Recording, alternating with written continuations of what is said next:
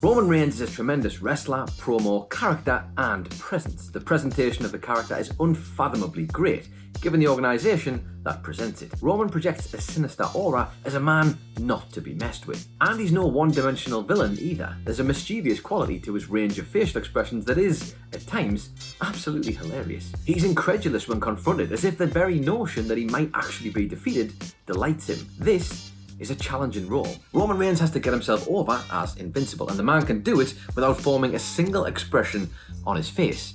He just exudes it. Now, of course, the act isn't quite perfect. I mean, sometimes the offensive phases that he goes on feel a little bit aimless, and the trademark talking is a substitute for any actual storytelling, but then again, few are perfect. When the act doesn't descend into melodrama, barking story beats into your face by the way of Jey Usos, Reigns is one of the best pro wrestlers on the planet. He can orchestrate a sense of peril and danger that few can. When he lays those forearms in, shedding his aloof exterior as the fight is finally brought to him, his opponents legitimately look done for. His range is something else too, and again, it's all more impressive for the repetitive trope churn that he presides over. His WrestleMania Backlash match against Cesaro was as intricate and sophisticated as his stunning triple threat match at WrestleMania itself was dramatic and explosive. It wouldn't be unreasonable to suggest that a community of critical wrestling fans is fairly unanimous in their praise of an almost objectively great TV performer. He sits at the head of the grandest table, while the majority of his peers are still sitting at the kids' table. I mean, the problem with Roman Reigns is not Roman Reigns. The problem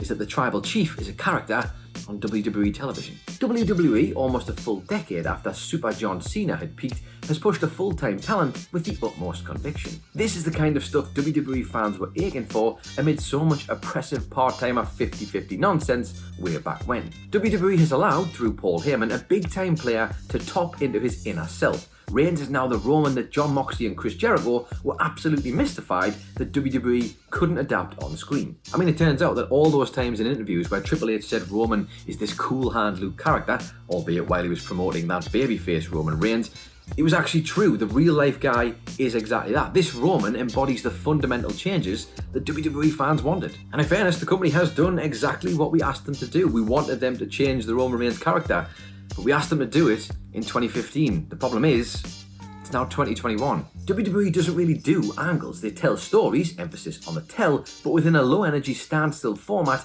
heavy on recap, exposition, and volleys of long conversation. Unfortunately, that Roman Reigns excels at a dead format doesn't make the format any less dead. The fact that he's able to transcend it some weeks by delivering compelling promos is far more impressive than it is entertaining, vital, must-see. I mean, it's the same thing most weeks. Roman Reigns and Paul Heyman will come out to the ring to start the show. They will talk very well, I should point out. They are then interrupted, and then a main event is set stemming from that opening segment, and on it goes, and on it goes. Being WWE, of course, the programming really does go on and on and on. The Jey Uso program ended definitively, but went to a second match. Reigns versus Owens spanned 3 matches, all of which were fought under stipulations because, of course, that is mandated, and its excesses crawled to a beyond predictable conclusion at Royal Rumble. The scope of the story in any other promotion would have probably resulted in a title switch, but WWE simply promoted 3 matches with near identical finishes and no meaningful advancement, because that is what the company does. As worthwhile as this all-time great act of Roman Reigns is right now, his quality is outweighed and overshadowed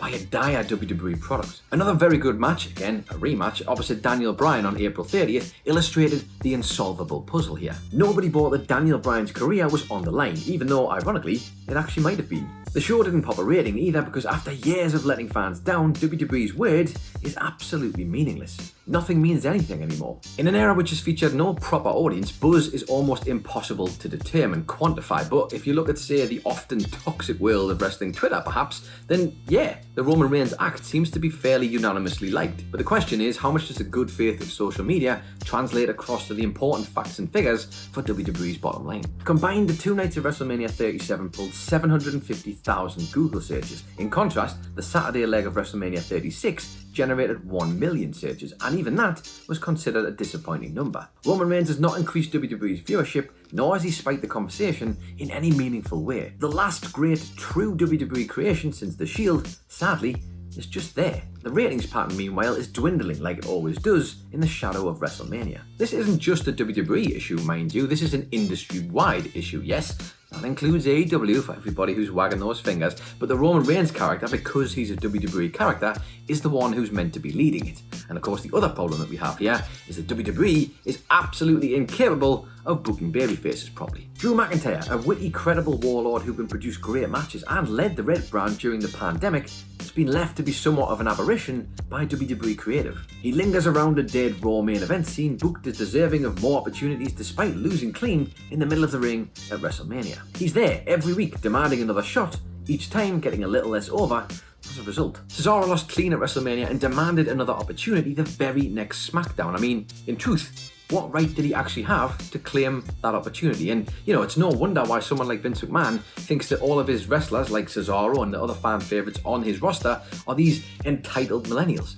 Because they're booked like one every single week by his creative team. Even if Roman's excellent work were to improve WWE's viewership and profile in any measurable way, the cloud that is WWE itself hovers over the company to undermine it. What happens after Roman Reigns drops the title? Does whoever dethrones him as the head of the table get the same creative freedom and attention? You don't want to be cynical, but it's hard to believe that anyone expects WWE to do something anywhere near as good once Roman's reign is over. I mean, let's face it, it's a miracle they did something this good in the first place. Roman Reigns is the head of the table. He's responsible for the company and everybody in it. That as a story beat is pretty accurate, but also it isn't really, is it? Because he's the ace in a company that, as has been proven time and time again by their seemingly never-ending financial revenue streams, doesn't actually need one. Ironically, however, if we go back to 2015, a time when the company were trying to force a babyface Roman Reigns onto fans who didn't want it, this character was exactly what WWE needed, but also what the fans actually wanted. And if that had happened in 2015, before Nick Jackson filmed videos on his iPhone that would become Being the Elite, before Kenny Omega changed the landscape of professional wrestling at Wrestle Kingdom 11, before AEW provided an angle-heavy reprieve from WWE's 15-minute opening segment, then maybe, just maybe, the Tribal Chief might have actually made a difference. Had Roman Reigns turned heel and used his perception from the WWE audience as this office favourite to inform a character like this, then things might have unfolded differently. But at the time, a defiant Vince McMahon decided to ignore his fans, dismiss what they wanted, and refuse to give them this exact character. And now that he has, it just doesn't seem to matter. Roman Reigns is so great that he can jolt you from your seat on those rare occasions he loses his unflappable cool.